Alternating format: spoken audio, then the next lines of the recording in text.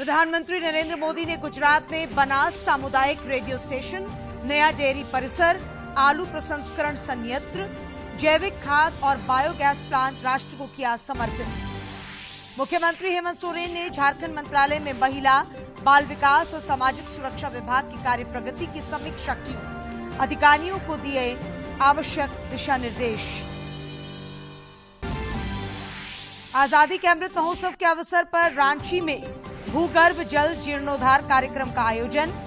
जल पुरुष राजेंद्र सिंह की विद्यार्थियों से पानी बचाने के लिए मुहिम चलाने की अपील। और राजधानी रांची के खेल गांव में फेडरेशन कप सीनियर कुश्ती प्रतियोगिता का समापन।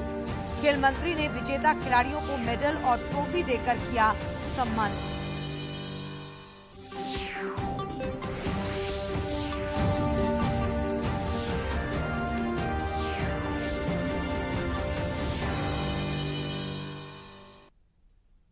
नमस्कार, खबरें झारखंड में आपका स्वागत है। मैं हूं अशीता आनंद और अब समाचार विस्तार से।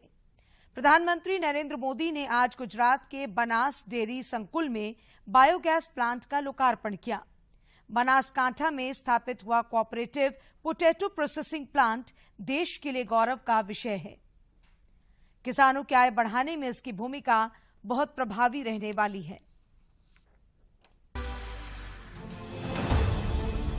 दूरदर्शिता के साथ भविष्य की जरूरतों की तैयारी आज ही कर लेना हमें हमारे प्रधानमंत्री श्री नरेंद्र भाई मोदी जी ने सिखाया है। दूध उत्पादन में वार्षिक बढ़ोतरी और चीज, पनीर और वे की बढ़ती मांग को ध्यान में रखते हुए बनास डेयरी ने की चीज और वे पाउडर प्लांट की क्षमता में वृद्धि, जिसका सीधा लाभ मिलेगा हमारे पशुपालकों को, क्योंकि क्षमता में वृद्धि के साथ बढ़ेगी दूध की खरीदी, जिससे बढ़ेगी उनकी आमदनी।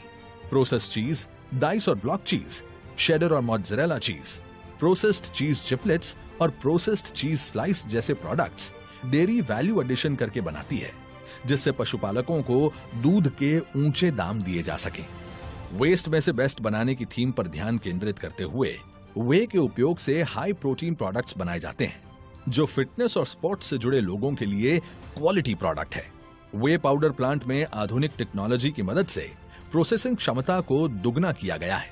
चीज और वे पाउडर प्लांट के क्षमता निर्माण से, चीज और वे पाउडर प्लांट की क्षमता में वृद्धि होने से पशुपालकों के जीवन में खुशहाली बढ़ेगी और विकासशील बनासकांठा की प्रगति को मिलेगी नई गति।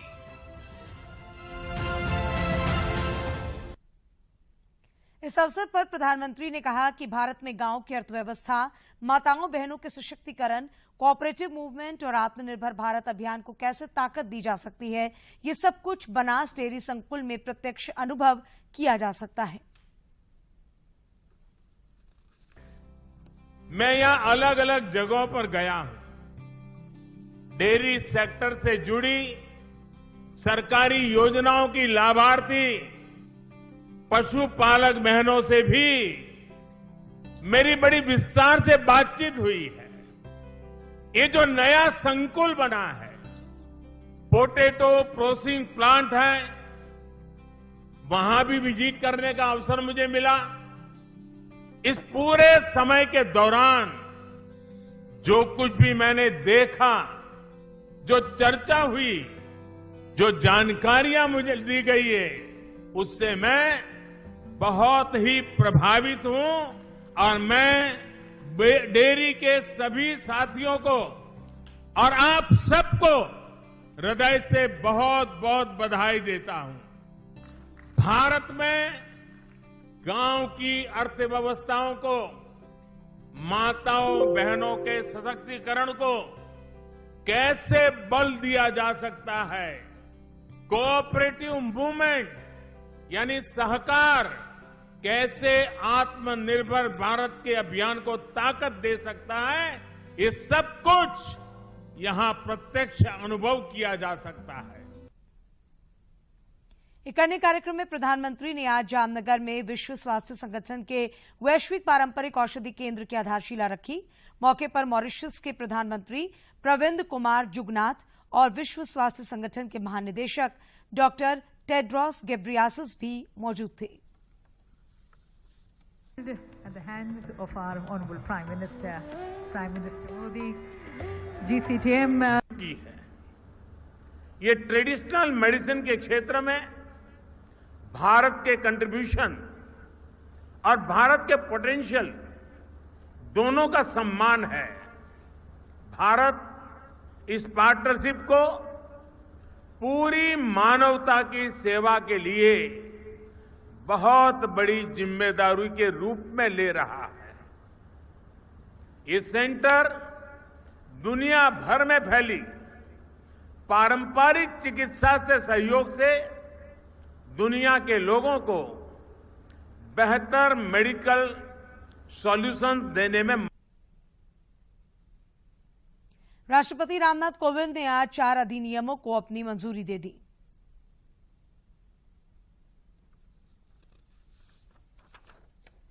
दोषियों और अन्य व्यक्तियों की माप लेने और रिकॉर्ड को संरक्षित करने के लिए अधिकृत करना है। ये उन व्यक्तियों के उचित शरीर माप लेने के लिए कानूनी मंजूरी का भी प्रावधान करता है जिन्हें ऐसे माप देने की आवश्यकता होती है, जिनमें उंगलियों के निशान, हथेली के निशान और पैरों के निशान, फोटोग्राफ, आइरिश और रेटिना स्कैन, भौतिक और जैविक नमूने, उनके विश्लेषण शामिल हैं। और इसके अलावा नए अधिनियम ने कैदियों की पहचान अधिनियम 1920 की जगह ले ली है। गृह मंत्रालय उस तारीख को अधिसूचित करेगा जिस दिन अधिनियम लागू होगा और अधिनियम के तहत नियमों को भी अधिसूचित करेगा। देश में पिछले 24 घंटों के दौरान कोविड-19 के 1247 नए संक्रमितों की पहचान की गई, जबकि इस अवधि में 928 संक्रमित स्वस्थ भी हुए।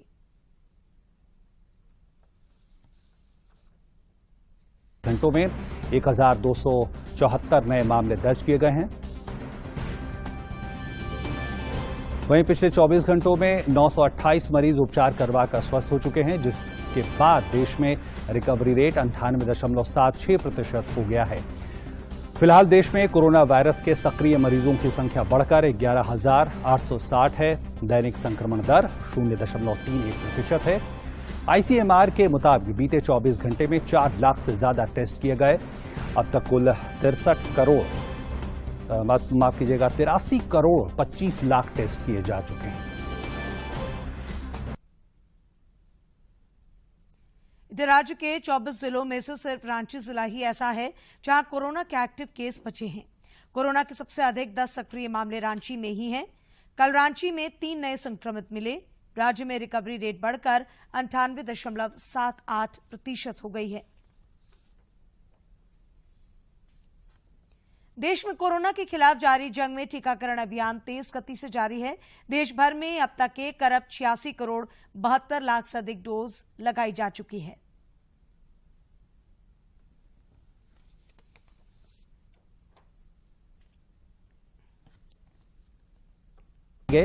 केंद्रीय स्वास्थ्य मंत्रालय के आंकड़ों के मुताबिक राज्यों और केंद्र शासित प्रदेशों को कोरोना रोधी टीके की अब तक कुल 192.27 करोड़ खुराक निःशुल्क उपलब्ध कराई गई है, जिनमें 20.52 करोड़ टीके की खुराक अब भी राज्यों और केंद्र शासित प्रदेशों के पास मौजूद है।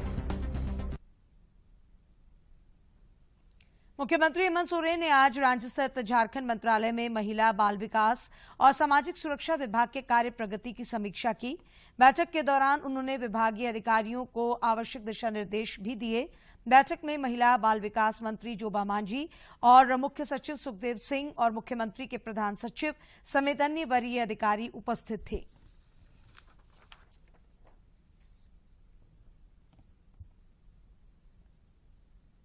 राज्य सरकार गरीबों को अतिरिक्त राशन कार्ड उपलब्ध कराने के साथ अनुदानित दर पर सोना, सोबरन, धोती, साड़ी योजना के तहत वस्त्र उपलब्ध करा रही है। इस योजना से राज्य के लाखों बीपीएल धारियों को लाभ मिल रहा है। योजना के लिए सरकार ने 500 करोड़ रुपए का प्रावधान किया है। लाभुकों को साल में 2 बार इस योजना के तहत 10 रुपए में धोती, लुंगी और साड़ी दी जा रही है। राज्य के 57,11,000 परिवार को योजना के तहत लाभान्वित करने का लक्ष्य सरकार ने तय किया है। लक्ष्य का पीछा करते हुए अब तक 56,49,000 से अधिक लाभुकों को योजना का लाभ दिया जा चुका है। राज्य में पहले चरण के त्रिस्तरीय पंचायत चुनाव के लिए नामांकन प्रक्रिया तेज हो गई है। राज्य निर्वाचन आयोग कार्यालय से मिली जानकारी के अनुसार कल राज्य के 21 जिलों के 72 प्रखंडों में होने वाले पंचायत चुनाव को लेकर 586 नामांकन दाखिल किए गए। पहले चरण के लिए 23 अप्रैल तक नामांकन दाखिल किए जा सकेंगे, जबकि 14 मई को मतदान होगा। वहीं दूसरे चरण में 16 जिलों के 50 प्रखंडों में पंचायत चुनाव को लेकर कल से नामांकन प्रक्रिया शुरू होगी। देश में चलाए जा रहे पोषण पखवाड़े कार्यक्रम के तहत आज राजधानी रांची में भाजपा प्रदेश महिला मोर्चा द्वारा पोषण अभियान कार्यक्रम आयोजित किया गया, जिसमें सभी स्थानीय जनप्रतिनिधियों के अलावे बड़ी संख्या में महिलाएं उपस्थित हुईं। भारतीय जनता पार्टी के प्रदेश अध्यक्ष और सांसद दीपक प्रकाश ने कहा कि प्रधानमंत्री नरेंद्र मोदी ने कुपोषण मुक्त भारत के निर्माण के लिए कई योजनाओं की शुरुआत की है। और इसी दृष्टिकोण से प्रधानमंत्री ने एक सामाजिक आंदोलन चलाने का काम किया। केंद्र सरकार की कई योजनाएं हैं, उन योजनाओं के माध्यम से मातृत्व शक्ति को बढ़ाने का काम, नारी सशक्तिकरण के को मजबूत करने की दिशा में कई कार्यक्रम और योजनाएं जमीन पर धरातल पर उतरे। झारखंड उच्च न्यायालय गोला के पूरबडी मत्स्यजीवी सहयोग समिति के निबंधन को रद्द करने के मामले पर सहकारिता विभाग से जवाब मांगा है। न्यायमूर्ति केपी देव की अदालत ने पूरबडी मत्स्यजीवी सहयोग समिति की ओर से दायर याचिका पर सुनवाई करते हुए ये आदेश दिया। आजादी के अमृत महोत्सव के अवसर पर डीएवी परिवार की ओर से रांची में भूगर्भ जल जीर्णोद्धार कार्यक्रम का आयोजन किया गया, जहां मैगासेसे पुरस्कार से सम्मानित भारत के जल पुरुष डॉक्टर राजेंद्र सिंह ने मानव सभ्यता की रक्षा के लिए विद्यार्थियों से पानी बचाने के लिए मुहिम चलाने की अपील की। रांची के डीएवी स्कूल में जल संरक्षण को लेकर आयोजित कार्यक्रम में भारत के जल पुरुष डॉक्टर राजेंद्र सिंह ने कहा कि आज हमें हमारी मातृभूमि, नारी नारायण और नदी की रक्षा करने की आवश्यकता है। सबसे पहले मैं तुम सबसे ये क्षमा मांगता हूँ अपनी उम्र के उन लोगों की गलतियों का, जिन गलतियों से भारत की नदियां बेपानी हुई हैं, जिन गलतियों से भारत की नदियां नाले बनी।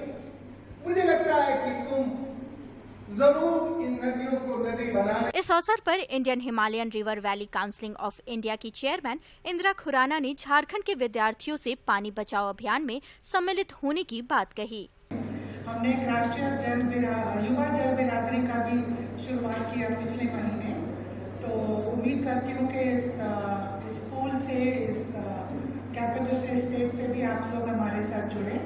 कार्यक्रम को संबोधित करते हुए वरिष्ठ पत्रकार मधुकर ने कहा कि विज्ञान आज इतना तरक्की कर गया है, मगर आज तक कोई भी वैज्ञानिक पानी और मिट्टी का निर्माण नहीं कर सका है। इस दुनिया में किसी वैज्ञानिक ने हवा बनाई क्या? अभी जो पंचभूतों की बात कर रहे थे, उन्हीं पंचभूतों के चलते यह धरती है, भगवान है, हम और आप हैं। मौके पर डीएवी के विद्यार्थियों ने पानी की कहानी पानी की जुबानी नाम से जल संरक्षण पर एक आकर्षक झांकी प्रस्तुत की। और इससे बनेगी जो तलके, पृथ्वी का जल स्तर बढ़ेगा, कोई ना फिर प्यासा मरेगा। जल ही जीवन है, जल है तो कल है, जैसी कई युक्तियां हैं जो जल के महत्व को दर्शाने के लिए काफी है। इसके लिए हम सबों को हमारे सभी जल स्रोतों को और वर्षा से जल को सुरक्षित और संरक्षित करने के लिए अभियान छेड़ना चाहिए, तभी जाकर हम मानव सभ्यता को बचा सकते हैं। रांची से प्रताप की रिपोर्ट। और अब कुछ खबरें राज्य के विभिन्न जिलों से।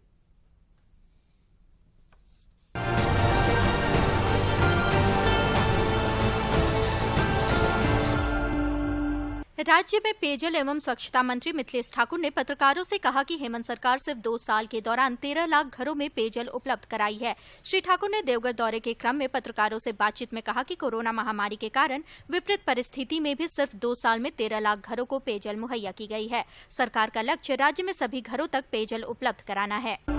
रांची स्थित सेंट्रल तसर रिसर्च एवं ट्रेनिंग सेंटर के निदेशक डॉक्टर के सत्यनारायण ने आज सेंट्रल सिल्क बोर्ड कपड़ा मंत्रालय द्वारा संचालित बुनियादी बीज प्रगुणन तथा प्रशिक्षण केंद्र और अग्र परियोजना केंद्र खरसावां का निरीक्षण किया। डॉक्टर के सत्यनारायण ने दोनों केंद्रों में तसर से संबंधित विभिन्न गतिविधियों की जानकारी ली।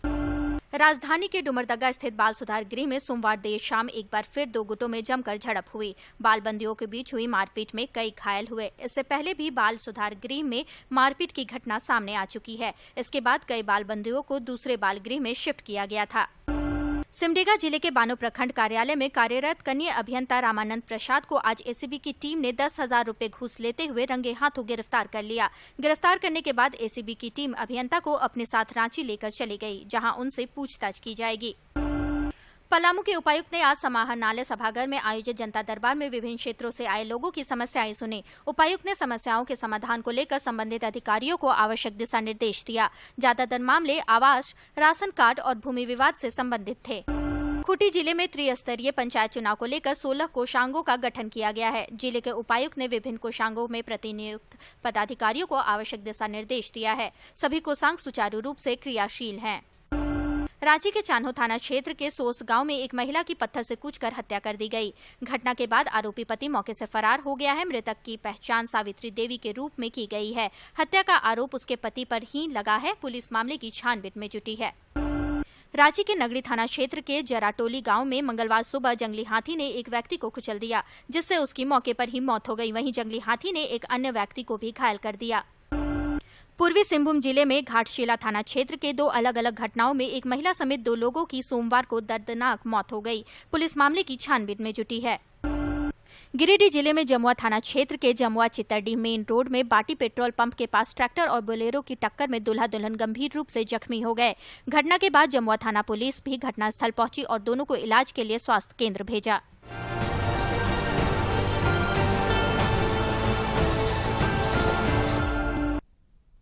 देवघर के उपायुक्त मंजुनाथ भजंत्री द्वारा त्रिकूट रोपवे घटना के दौरान ड्रोन कैमरे की मदद से ट्रॉली में फंसे हुए लोगों को खाद्य सामग्री पहुंचाने वाले ऑपरेटरों को सम्मानित किया गया। उपायुक्त ने अदम्य साहस, सहयोग और समर्पण भावना के लिए सभी 8 लोगों को प्रशस्ति पत्र और शॉल देकर सम्मानित किया। रामनवमी के दिन लोहरदगा के सदर थाना क्षेत्र के हिरही ग्राम में घटी घटना को लेकर आज उपायुक्त डॉक्टर वाघमारे प्रसाद कृष्ण की अध्यक्षता में आज शांति समिति की बैठक हुई। बैठक में दोनों संगठनों के लोगों को संबोधित करते हुए उपायुक्त ने कहा कि रामनवमी के दिन जो घटना हिरही ग्राम में हुई उससे लोहरदगा जिला की छवि को काफी क्षति पहुंची है, लेकिन इस घटना से सबक लेते हुए सभी को अपना दायित्व निभाना है। दोनों समुदायों के लोगों को अब आगे की शांति व्यवस्था बहाल करने के लिए संयुक्त रूप से आगे आना होगा। उन्होंने कहा कि आपस में संवादहीनता न रखें, कोई द्वेष न पालें। अभी जिला प्रशासन दोषियों को चिन्हित कर आगे की कार्रवाई कर रहा है, लेकिन जो दोषी हैं उन पर कार्रवाई अवश्य होगी। प्रधानमंत्री नरेंद्र मोदी इस महीने की 24 तारीख को आकाशवाणी पर मन की बात कार्यक्रम के माध्यम से देश विदेश के लोगों के साथ अपने विचार साझा करेंगे। जनजातीय मामलों के केंद्रीय मंत्री अर्जुन मुंडा ने इस संबंध में जानकारी साझा करते हुए कहा कि इच्छुक लोग प्रेरक कहानियों को इस कार्यक्रम में साझा कर सकते हैं। मन की बात है जन जन की, संघर्षों के कुछ किस्से, कहानी कुछ सफलताओं की, अनकही विरासत की, उम्मीदें नए भारत की। महीने के आखिरी रविवार का रहता है इंतजार, मलयाचल के आंचल से विंध्याचल के आंगन तक, ब्रह्मपुत्र के घाट से हिमालय के विस्तार तक होती है मन की बात प्रधानमंत्री के साथ। तो सुनिए इस महीने 24 अप्रैल सुबह 11 बजे मन की बात आकाशवाणी और दूरदर्शन के सभी चैनलों पर। आप भी माननीय प्रधानमंत्री के मन की बात का हिस्सा बन सकते हैं। इसके लिए आप अपने सुझाव post box number 111 Akashvani Delhi पर भेज सकते हैं और नमो ऐप या माईगॉव के ओपन फोरम में पोस्ट कर सकते हैं। तो याद रखें, रविवार 24 अप्रैल सुबह 11 बजे मन की बात। और अब बात मौसम की। राजधानी रांची समेत राज्य के पूर्वी और मध्य हिस्सों में अगले 5 दिनों तक गरज के साथ बारिश और वज्रपात की चेतावनी जारी की गई है।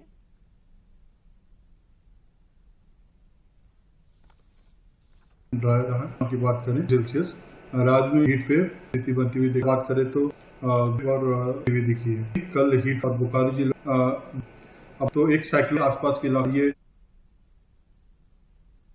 राजधानी रांची के खेलगांव स्थित शहीद गणपत राय इंडोर स्टेडियम में चल रहे फेडरेशन कप सीनियर पुरुष और महिला कुश्ती प्रतियोगिता का समापन हो गया। इस मौके पर राज्य के खेल मंत्री हफीजुल हसन अंसारी ने विजेता खिलाड़ियों को मेडल और ट्रॉफी प्रदान की।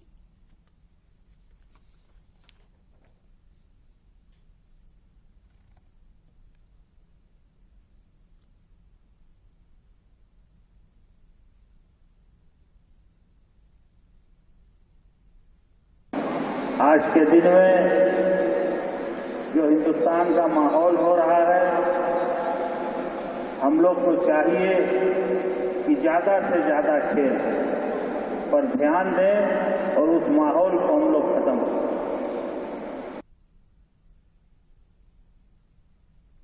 पाकुड़ जिले के किडनी रोग से ग्रसित मरीजों को अब डायलिसिस के लिए दूसरे जिले या राज्य से बाहर जाने की जरूरत नहीं पड़ेगी। राष्ट्रीय स्वास्थ्य मिशन के तहत पाकुड़ सदर अस्पताल में 2 डायलिसिस मशीनें लगाई गई हैं।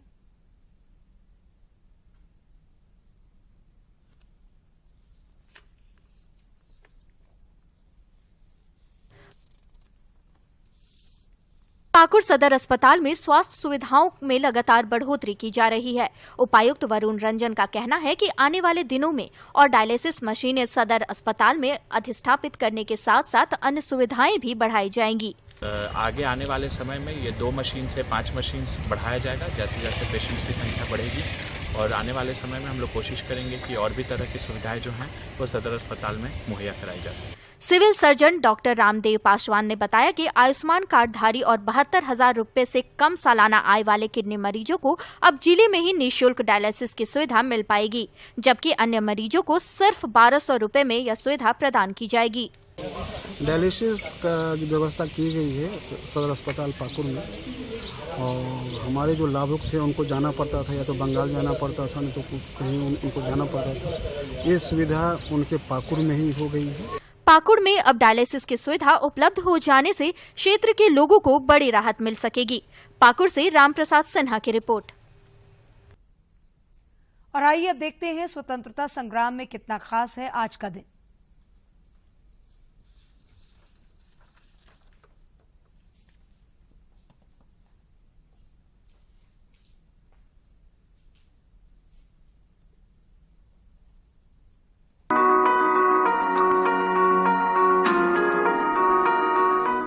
अप्रैल 1910 को ब्रिटिश शासन ने नासिक के मजिस्ट्रेट आर्थर जैक्सन की हत्या के आरोप में अनंत कान्हेरे, कृष्णाजीराव कर्वे और विनायक देशपांडे को फांसी दे दी। मैजिस्ट्रेट आर्थर जैक्सन अभिनव भारत सोसाइटी की राष्ट्रवादी गतिविधियों से अवगत थे। जैक्सन ने स्वतंत्रता सेनानी बाबा राव सावरकर को गिरफ्तार किया और उन पर अभियोग चलाया था। अनंत कान्हेरे, कृष्णाजी कर्वे और विनायक देशपांडे ने इसका बदला लिया। जैक्सन की प्रोन्नति और बॉम्बे स्थानांतरण होने पर उनके लिए नासिक के विजयानंद थिएटर में 21 दिसंबर 1909 को विदाई समारोह का आयोजन किया गया था। जब जैक्सन थिएटर पहुंचे, अनंत कान्हेरे कूदकर उनके सामने आ गए और ताबड़तोड़ 4 गोलियां दाग दी। मौके पर ही जैक्सन की मौत हो गई। अनंत को पकड़ लिया गया और बॉम्बे अदालत में उन पर मुकदमा चलाया गया। अनंत के साथ कृष्णाजी कर्वे और विनायक देशपांडे पर भी अभियोग लगाया गया और 19 अप्रैल 1910 को तीनों को फांसी दे दी गई। जेल अधिकारियों ने उनके पार्थिव शरीर जला दिए और अस्थियां तक घर वालों को सौंपने के बदले ठाणे के निकट समुद्र में फेंक दी। इन महान शहीदों कृष्णाजी कर्वे, अनंत कान्हेरे और विनायक देशपांडे को हमारा नमन।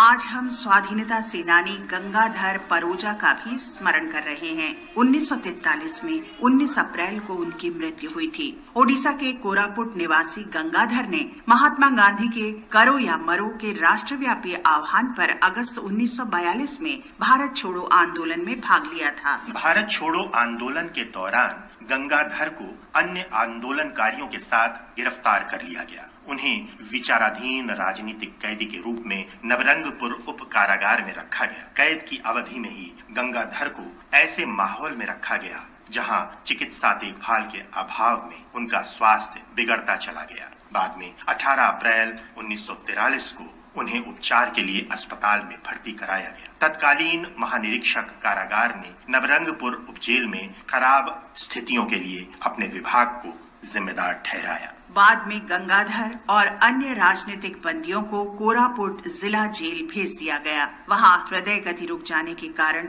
19 अप्रैल 1943 को गंगाधर परोजा का निधन हो गया। स्वदेश की माटी के इस सपूत गंगाधर परोजा को हमारी भावभीनी श्रद्धांजलि। आज हम स्वाधीनता सेनानी शंकर दयाल मिश्र को भी श्रद्धा सुमन अर्पित कर रहे हैं। 1943 में आज के ही दिन उनका निधन हुआ था। शंकर दयाल का जन्म 1919 में छत्तीसगढ़ के रायपुर में हुआ था। वे एक कर्मठ कांग्रेसी थे और भारत छोड़ो आंदोलन तथा अकाल जैसी स्थिति पर लोगों के असंतोष व्यक्त करने में सक्रियता से शामिल थे। प्रांत में कांग्रेस संगठन को गैर कानूनी घोषित किए जाने के बाद कई अन्य लोगों के साथ उन्हें भी गिरफ्तार कर लिया गया। अगस्त 1942 से मार्च 1943 के दौरान उन्हें रायपुर जिला जेल और जबलपुर जिला जेल में हिरासत में रखा गया और अमानवीय यातनाएं दी गई। 1943 में 19 अप्रैल को उनका निधन हो गया। महान शहीद शंकर दयाल मिश्र को हमारा नमन। आज हम स्वतंत्रता सेनानी विधुरंजन भट्टाचार्य को भी श्रद्धांजलि अर्पित कर रहे हैं, जो 1930 में 19 अप्रैल को शहीद हुए थे। विधुरंजन ने सविनय अवज्ञा आंदोलन में सक्रियता से भाग लिया था। वे अनुशीलन समिति के सदस्य भी थे और 18 अप्रैल 1930 के चटगांव हमले में शामिल थे। इस हमले के दौरान हुई मुठभेड़ में विधुरंजन घायल हो गए और अगले ही दिन 19 अप्रैल को उनकी मृत्यु हो गई। इस महान देशभक्त विधुरंजन भट्टाचार्य को हमारी सादर श्रद्धांजलि।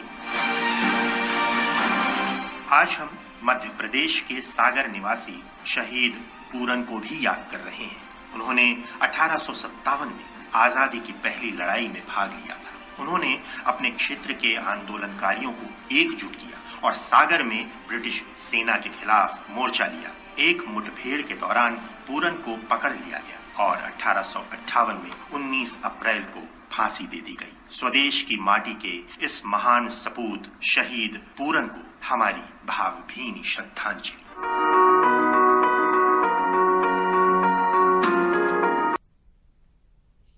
दूरदर्शन झारखंड पर पल पल की खबरों से जुड़े रहने के लिए आप हमारे social media platform Twitter, Facebook और यूट्यूब से जुड़ सकते हैं, क्योंकि खबरों से जितना बाखबर रहना जरूरी है, उससे ज्यादा जरूरी है सटीक, संतुलित और निष्पक्ष समाचार।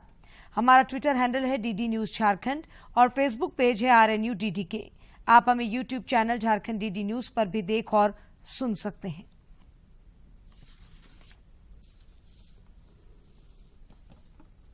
और अंत में मुख्य समाचार एक बार फिर।